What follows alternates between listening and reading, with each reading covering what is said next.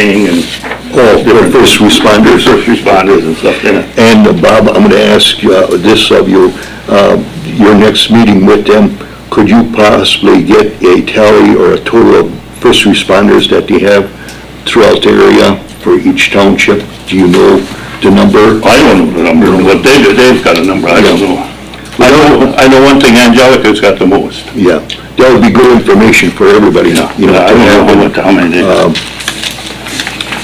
Maybe the townships and the village could come up with some incentive for them to grow, or to,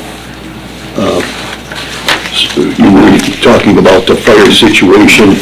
Years ago, Tri-County Fire would go out, and the Tri-County ambulance would go out, and if they would get a second call, we had first responders that would respond to the scene, to the fire scene, or come and get the second rig and go out.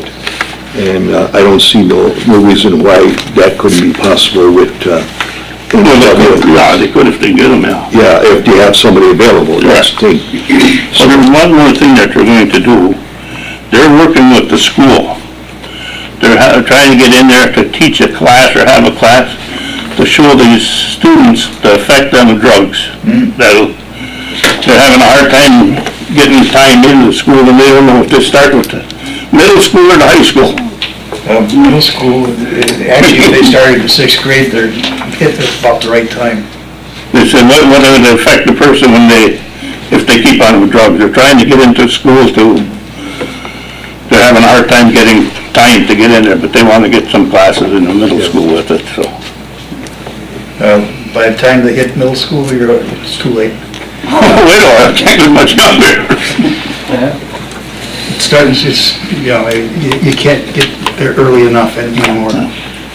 You know, if you wait till they're freshmen, well, they've had 3 years of exposure already. I'm surprised, they aren't interested as much in the alcohol as they are with the drug part of it. Okay, thanks, Bob.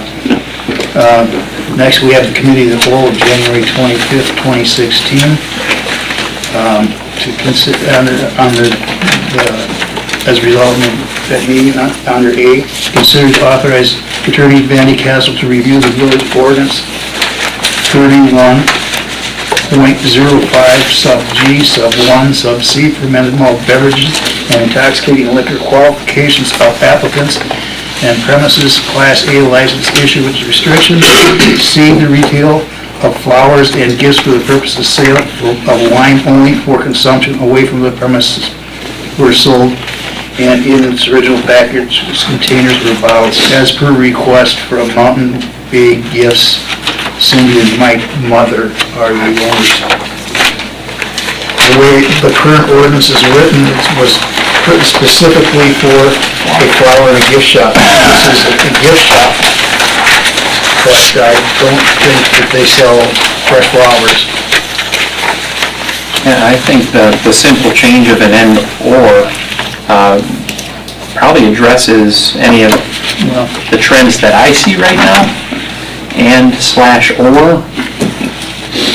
Are we, any other? That's the simplest way of doing it. Yeah. Is just and. Yeah, we don't open up the door any much wider, you know. Since our last meeting, I took a look at this a little bit, and some municipalities have things where they have like percentage of types of businesses, so you have to have, more than 50% has to be selling flowers or whatever. But I don't know that you necessarily want to go that way because it makes too much work for people to check on it all the time, so. I'll for the next committee, the whole meeting, I'll have some sample language of what I've seen from other municipalities that you can take a look at and decide which one you want to go. But you're correct. The and/or is the easiest. I don't really see any other business that would like to use that other than this straight gift shop idea, I think. I've been in several other little communities like this and couldn't imagine other stores wanting to sell a wine or other than these gift shops, like the cute little gift baskets with the wine glasses and chocolates or something like that. So I'll make the motion to, consider and authorize Attorney Van de Castle to take a look at that for us. Second by Richard. Any other questions by the board? If not, all in favor? Aye. Opposed, motion carried. Item number B, to consider and approve and adopt resolution 1146-16, resolution establishing segregated fund account for city and district excess sales tax. And Bill? Well, what you have before you in your package is that draft of that resolution. This is intended to kind of cover the waterfront here. It requires that the segregated fund be established. The second part of it allows you to only use the funds in that fund for these three authorized purposes. Again, they're pretty broad. You can craft some pretty broad excuses to use that money under those three, but that's what's required.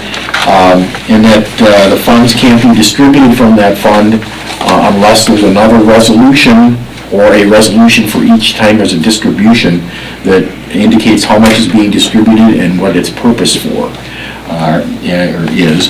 And then lastly, once the funds are all gone, you need another final resolution to close out that segregated fund. And I did hear from somebody else that this is actually something that auditors are going to be looking into, because a lot of the municipalities got their money, when the check came, there was some notification that it should go into a segregated fund, and people just set up a segregated fund, but they never adopted the resolution. So it's going to be one of those little trigger points, and the auditor comes up that says, oh, you didn't do that, so we'll be ahead of the game. Good. Thanks, Bill. We like to be ahead of the game. Behind them. So could I entertain a motion to adopt resolution 1146-16? By Richard, second by Bob Gajewski. All in favor? Aye. Opposed? Motion carried. Item number C, to consider to amend Village of Pulaski ordinance to set up a room tax commission to include 5 voluntary members. This room tax commission would make recommendations to the village board. And as per Attorney Janet Gassel, we can keep collecting the money, but we can't spend any of it until the room tax commission is in force. And so we just recommend that we pass the ordinance that you forwarded to us, the resolution. The resolution deals with the sales tax. This ordinance deals with the room tax, which would be really 2 parts to it. One, we'd have to amend the provisions in the code that establish a standing committee to create the room tax committee, and then we'd also have to amend, and as part of the same ordinance, the room tax provisions to identify what the responsibilities of that commission is or are in relationship to the commission standing. So it's not that complicated, but it's just a 2-part step because there's 2 provisions. We have a separate provision in the code for government operations, and in there is the provisions for the standing committees. So we have to add that room tax commission as a standing committee. Will you have that, the language in that resolution that deals with the 70%? Yes. Yes. What about the 30%? 30%, you can, even today, you can spend that 30%. You just can't spend the 70. Okay. And Jody and I talked about this after the last meeting, is that all the room tax funds should go into another segregated account. Well, this one doesn't need a resolution, but all the room tax monies go into that segregated account, and then on a routine basis, whenever she can withdraw 30% of that and go right to the general fund.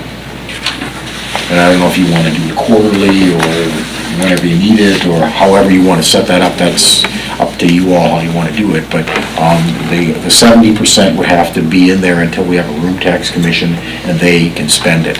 And room tax commission can meet however often they want. Jody would need to provide them with a report of how much money is in there, and then they can decide within the framework of that statute as to where they can spend the money. So all that would be in there too, just like this resolution that we just looked at that says you can only use it for property tax relief, tax levy support, and economic development. the ordinance for the room tax commission will say something along the same lines, except it's for tourism promotion and tourism development, and that's defined in the statute, so it's gonna kind of be a cut and paste of that. Attorney Van de Castle, I have one question here. It states here in some of the minutes from, I don't remember what meeting, village could enter into a contract directly with a tourism entity. Now, does the commission have to find the commission, the five-member commission can do the advertising themselves? Right, and the commission could if they wanted to, and that was the issue that came up in late December with the state, in that they interpreted it that if you had a commission, first of all, if you didn't have a commission, then the village would have to contract with a tourism entity. Right. If you establish a commission, the commission can either contract with a tourism entity, or the commission can act as its own tourism entity. Okay. And that's what we're proposing to do that, because when the legislation changed last summer, when the room tax legislation changed, they redefined what a tourism entity is. In the past, before this change, the Chamber of Commerce could have been the tourism entity. It can't anymore because it's got to have at least 50% of its business dealing with tourism promotion. And so, unless you can find somebody else out here, the only other one would be the one in Green Bay. Okay. Well, I'm totally in favor of the commission doing the... That's why I recommended we go this route with establishing a commission, so we can keep control of the money out here.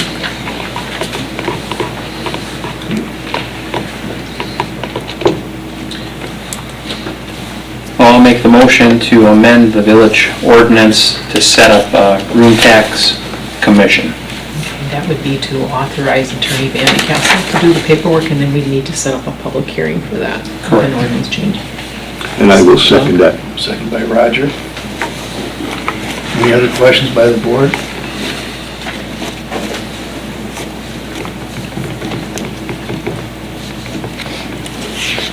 You want to do this roll call or?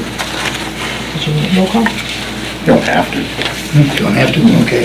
All in favor? Aye. Opposed? Motion carried.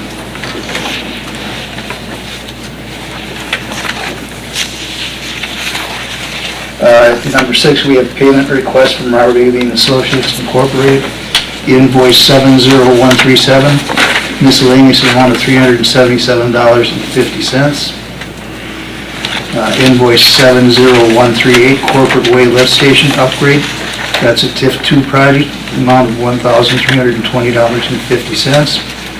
Then 70139, police station addition, $15,196. And motion to pay the bills. By Richard, Second. by Doug, all in favor? Aye. Opposed? Motion carried. Item number 7, consider approve operator bartender license application ending 6/30/16. I have two there, both for Pulaski Shell, and the police department did not give copies of this yet. We have a Philip E. Lapointe, Pulaski Shell, that has not had his beverage training yet. And Angela Kamel, age 36, has attended the course in 1998, with a question mark, and both of these would need the approval of the chief, condition of approval of the chief. Make a motion to approve. By Doug, Second. second by Bob Van Lynen. All in favor? Aye. Opposed? Motion carried. Item number 7, persons desiring to be heard. Persons desiring to be heard. Third time, persons desiring to be heard. There be none. Number 9, department reports. Public Works. Nothing at this time. Got applause on? Yes. Joel is now going to be sitting in with all the meetings that Tom Hollow has previously been attending, and he didn't realize that he's also been appointed dog catcher.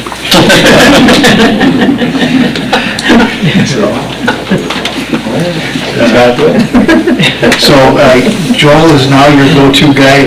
Anytime you would have called Tom, now you have to call Joel. Tom retired, and I'll still have him on speed dial for a few months. But, anything else? Okay, sewer and water, Tommy? I have nothing for tonight, but at the next committee meeting, I'll bring you on the updated some of the DNR projects that I have to complete this year for compliance. Okay, thank you. Police Department, Mark? Don't have anything tonight. Administration, Karen, Jody? Okay. Under communications, we had the spring primary election Tuesday, February 16th. The polls will be open from 7 a.m. till 8 p.m. at the Pulaski Village Hall, 585 East Glenbrook Drive, Pulaski, Wisconsin. We need to schedule a COW meeting for February of 2016. And the week of the 15th, 14th, the week of the 14th is off limits because of the election. The 17th, you have planning and zoning, but that's Wednesday after. I'm on the right month then? Yeah, I'm on the right month. The 15th, yeah, the week of the 15th, the 16th is the election. Yeah, there's 2 days we're running nonstop with that. So, 22nd, Monday? And then Wednesday is your economic development thing in the evening. At 5:30, yeah. 22nd would be fine with me. If you want to do it at 5? Yep. And for the second? Yeah, 22nd at 5. Monday.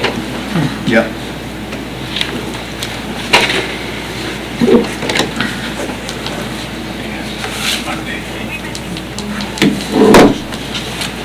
Planning and Zoning Commission will be meeting on Wednesday, the 17th at 6 p.m. at the Pulaski Village Hall.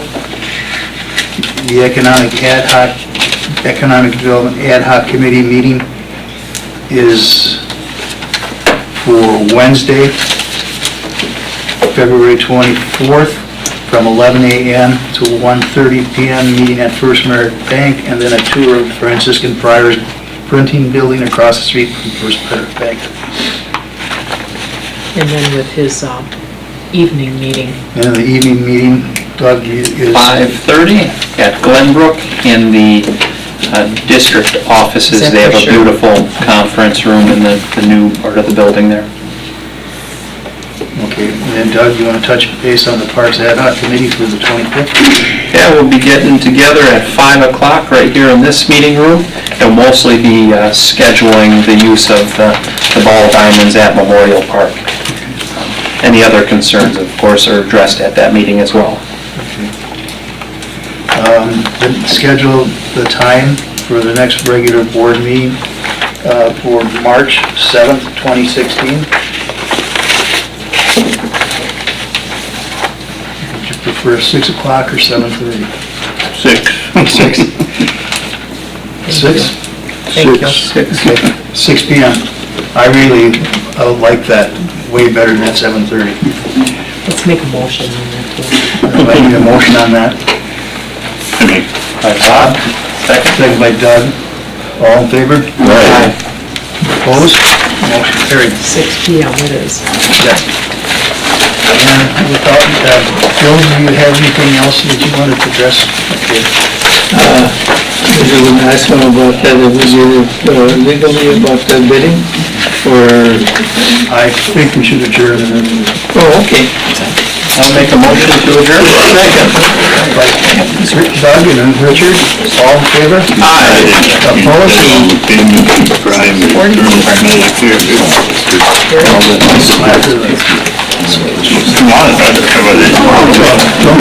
forget, we've got a cheese tray in the break room from